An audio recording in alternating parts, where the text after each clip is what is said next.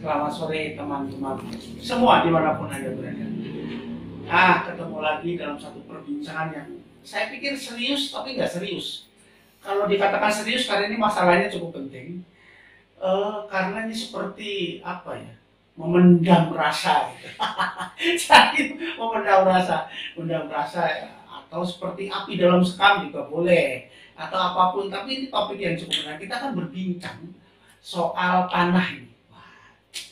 Kalau soal tanah ini luar biasa apanya ya, persoalannya gitu. Mau dilihat dari mana saja tetap menjadi penting. Nah kebetulan saya ini mampir di Keranggan 66. Konon kabarnya yang berkantor di Keranggan 66 ini sudah hampir 30 tahun. Saya bertemu dengan Pak Siput Lokasari. Selamat sore Pak Siput. Sore Mas Dwi. Sehat Pak? Sehat. Semangat Pak? Alhamdulillah semangat. Terus berjuang Pak? Iya, amin. Sudah. Ini saya kenapa mampir ke tempatnya Pak Siput gitu ngambil perbincangan ini karena yang pertama belum lama ini Menteri Pertanahan kita itu Pak Hadi Cahyanto yang mantan Panglima TNI itu menyerahkan kalau tidak salah 1.286 sertifikat tanah. Kemudian di mana 1080-nya adalah sertifikat milik Keraton Ngayogyakarta atau Sultan Ground. Nah, ada satu hal yang menarik apa yang disampaikan oleh Pak Hadi Cahyanto ketika jumpa pers bersama teman-teman di Kepatihan bahwa Jogja bisa dijadikan rule atau contoh percontohan pengelolaan pertanahan. Pas itu gini-gini kan? saya coba kayaknya nggak ikhlas gitu. Terus yang kedua Pak Hadi Cahyanto juga mengatakan bahwa Jogja itu nggak ada mafia tanah. Wah, sudah. Pak Siput garis bawahnya ada mafia tanah. Kalau saya baca gitu dari profilnya Pak Siput kan bergerak di bidang properti, pembangunan, rumah dan segala macam. Ternyata kan berhubungan dengan tanah. Pak, saya minta tanggapan Bapak. Bukan soal Pak, bukan soal tanah keraton, tapi saya tanya yang pertama ini mafia tanah. Apa betul tuh gimana sih sebetulnya mafia tanah itu? Jadi Mas Dwi begini, setahu saya yang namanya mafia tanah itu sebagaimana yang dulu pernah disampaikan oleh Pak Sofyan Jalil, Pak Menteri yang dulu ya. Mafia tanah itu beliau definisikan sebagai terdiri dari persekongkolan antara oknum BPN, kemudian oknum lain, apakah itu pribadi-pribadi yang lurah atau notaris, yang intinya adalah ada orang yang ingin memiliki tanah, tetapi tanpa membeli, tanpa ikut aturan. Nah itu hanya bisa melibatkan orang dalam, orang BPN. Jadi dia bisa punya tanah kan punya sertifikat, tapi caranya gimana supaya tidak sesuai aturan dan tidak beli. Jadi ada yang diuntungkan oleh yang membeli tanah tidak beli lagi, dan ada yang dirugikan pemilik aslinya. Orang-orang yang melakukan itulah disebutkan oleh Pak Sofyan Jalil, Pak Menteri yang dulu, sebagai mafia tanah. Jadi munculnya sertifikat palsu, terus pemaksaan untuk membuat sertifikat, segala macam itu prosesnya terhitung atau masuk dalam mafia tanah ya? Iya, iya betul. Ada contoh nggak Pak itu? Begini, kalau yang saya tahu ya, maka itu kalau Mas Dwi tanya saya kok manduk itu maaf loh ya, itu saya tuh sebetulnya merasa bersyukur sekaligus prihatin. Bersyukurnya apa? Apa yang dimaksudkan disampaikan oleh Pak Menteri, Pak Hadi Cahyanto, bilang Jogja nggak ada mafia tanah. Oh alhamdulillah. Itu bersyukur. Tetapi prihatinnya, faktanya itu banyak sekali permasalahan tanah di Jogja. Banyak sekali yang sampai membuat resah masyarakat. Oh gitu ya Pak? Iya. Tidak hanya di kota Jogja ya Pak? Ya di DIY ini. Iya. Iya. Oh, contoh kecil Pak, contoh kecil. Nah, contohnya begini Mas. Nah. Tapi sebelum Bapak yang ngomong, saya ngomong deh. Oh iya. Jadi saya punya data ini, ada beberapa. Jadi teman-teman sekalian, belum lama ini beberapa warga itu audiensi dengan DPRD Kota Jogja. Nah, salah satunya itu soal HGB yang tidak bisa diperpanjang. Itu bisa nggak jadikan contoh Pak? Ya itu bisa kan? Gimana itu ceritanya? Nah, jadi gini, sebagian masyarakat itu mempunyai tanah. Jadi kepemilikan tanah itu bisa bermacam-macam ya. Ya. Bisa hak milik, bisa HGB. Ya. Kalau HGB itu artinya hak guna bangunan. Itu hampir sama dengan hak milik. Cuman perlu diperpanjang setiap katakan 20 tahun. Nah, hak guna bangunan ini itu adalah oleh negara, pemerintah diberikan kepada pemiliknya tadi yang menggunakan, sehingga hak guna bangunan di atas tanah negara.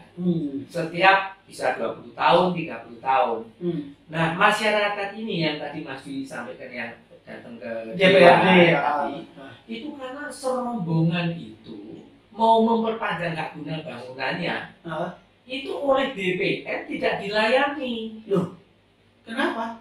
Nah, jadi oleh BPN disampaikan bahwa disuruh ke Distaru, tetapi dinas tata ruang ya, dan pertanahan bukan BPN itu.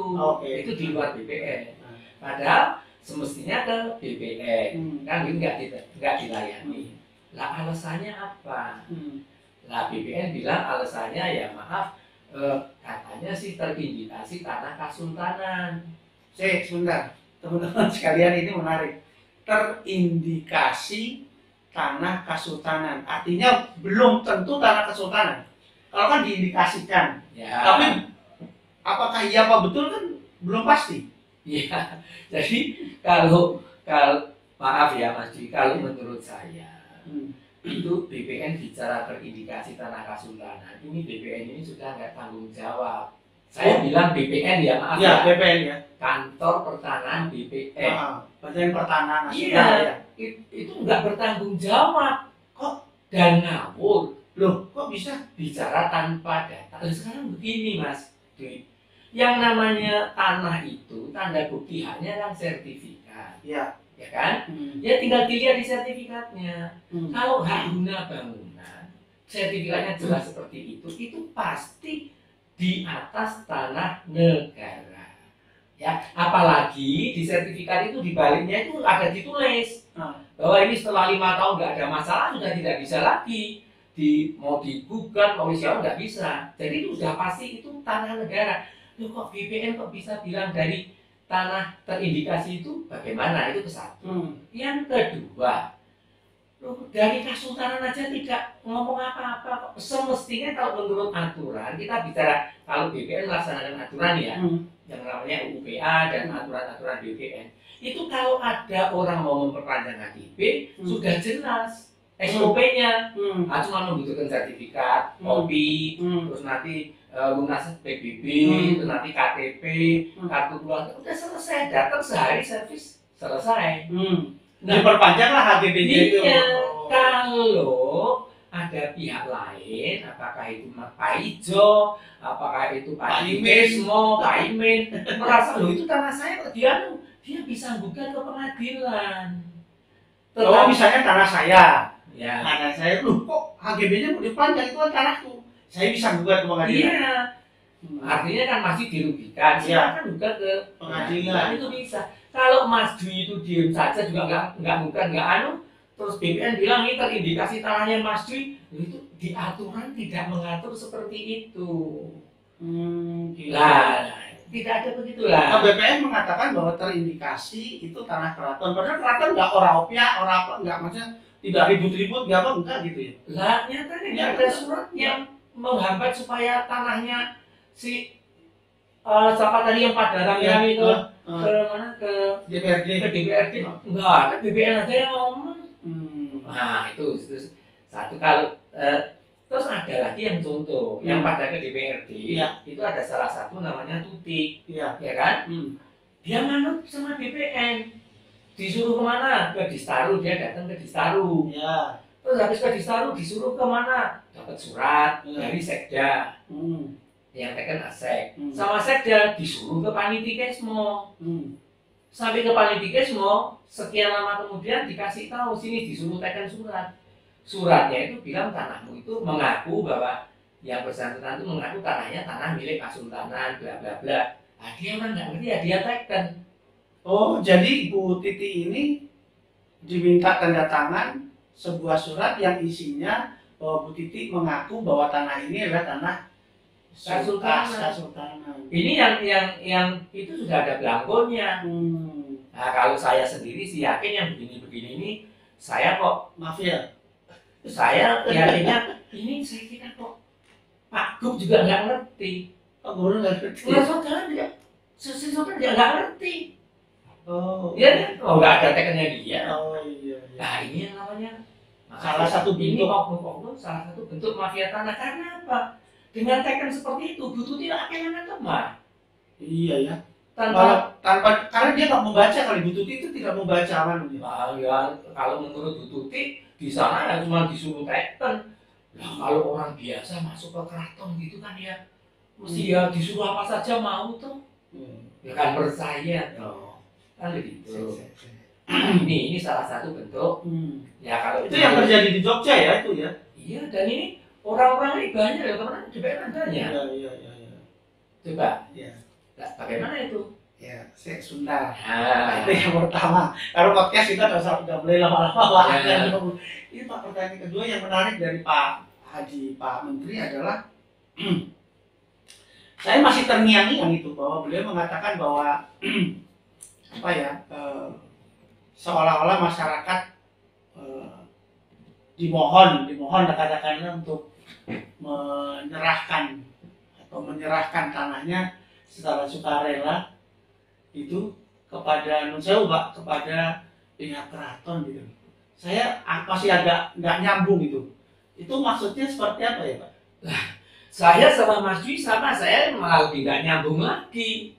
Loh, sekarang orang punya tanah hak milik, itu kan ada buktinya atau sertifikat. Nah, apalagi kalau orang-orang itu cuma punya tanah 100 meter, punya sertifikat hak milik, itu sangat besar artinya. Itu nyawa. Pada saat ada yang sakit butuh dana bisa digadekan dijual untuk berobat. Ya toh? Anak sekolah bisa untuk meminterkan untuk cari nafkah sehari-hari. Loh, nah kalau Pak Hadi suruh nyerahkan ke keraton sukarela itu apa nggak sama dengan akibatnya bisa fatal, orang bisa mati kalau sakit, tanahnya udah diserahkan ke keraton gimana? Itu ya. Tapi saya harus ngecek lagi. Teman-teman sekalian, saya harus ngecek lagi bagaimana himbauan itu maksudnya seperti apa gitu. Begini loh Mas, saya sedikit banyak agak mungkin ngerti. Jadi orang-orang yang punya tanah itu, karena ini sudah ada kejadian sekian waktu yang lalu, Pak Mangkubumi itu kan datang ke Kulon Progo, terima penyerahan tanah sukarela. Oh, dasarnya itu. Nah, ini kan orang jadi bertanya, orang punya tanah kok bisa diserahkan? Nah, ternyata orang-orang itu disadarkan bahwa ini bukan tanah miliknya, tapi ini tanahnya milik keraton walaupun sertifikatnya atas namanya. Oh, Kak, sudah. Oh, mungkin seperti itu. Mohon maaf Pak Menteri. Jadi mungkin dari maksud Bapak adalah menyadarkan masyarakat bahwa jika tanah itu bukan miliknya ya diserahkan. Nah, seperti itu kan gitu. Contohnya yang di Kulon Progo itu. Ya. Yang jadi ganjelan ini itu tanah atas nama pemiliknya, tapi diserahkan ke Mangkubumi, ke Pak Mangkubumi. Pak Mangkubumi apa Bu Mangkubumi? Kalau penerus ngerso dalam jadi sultan ya Pak Mangkubumi kan harus diserahkan ke situ. Saya dukung dia mau jadi sultan. gitu. Terus Eh, jadi terus beliau yang menyerahkan itu mendapat penghargaan. nah, katanya dikasih kekancingan. Bedanya kekancingan sama sertifikatnya dia, itu sertifikatnya bisa untuk makan, bisa untuk menyembuhkan orang, bisa dijual jadi duit. Ya, jadi kalau ada yang sakit bisa nggak mati. Kalau ini bisa Kekancingan. kekancingan kan gaji miliknya Pak Mangkubumi, nyewa aja di situ. Cuma beras kasihan saja hidup. Jadi orang-orang ini yang nggak ngerti malah dikasih kekancingan malah terima kasih. Sudah tanahnya hilang malah terima kasih. Itu tanahnya mereka loh, bukan tanah Kasultanan loh. Maaf. Oh itu buat Kak Oh Sultan. ya pasti bukan, gimana? Terus sertifikatnya juga nama dia. Kalau Pak Mangkubumi bilang alasannya dulu punya Kasultanan, itu dulu, dan Kasultanan yang mana? Itu Kasultanan Swapraja, zaman Belanda. Ya, sejak kemerdekaan tanah-tanah Swapraja ini sudah beralih ke negara, maka itu dimiliki oleh masyarakat itu. Dan yang memberikan siapa, Mas Ditahu? Yang memberikan Sri Sultan HP 9 melalui apa? Peraturan Daerah Nomor 5 1954. Sak desa-desa kan dikai kabeh. Kuwi gawe wong-wong kuwi. Kok diparani dinekke kudu duitmu. Kalau orang desa ya saja, apalagi kalau dituduhi peta. Kat. Loh, Bapak sekalian, kita harus mengakhiri diskusi kita dengan Pak Siput. Kita bersambung saja untuk seri-seri berikutnya. Terima kasih untuk perhatian semua teman-teman. Kita ketemu lagi. Salam di Bloggers.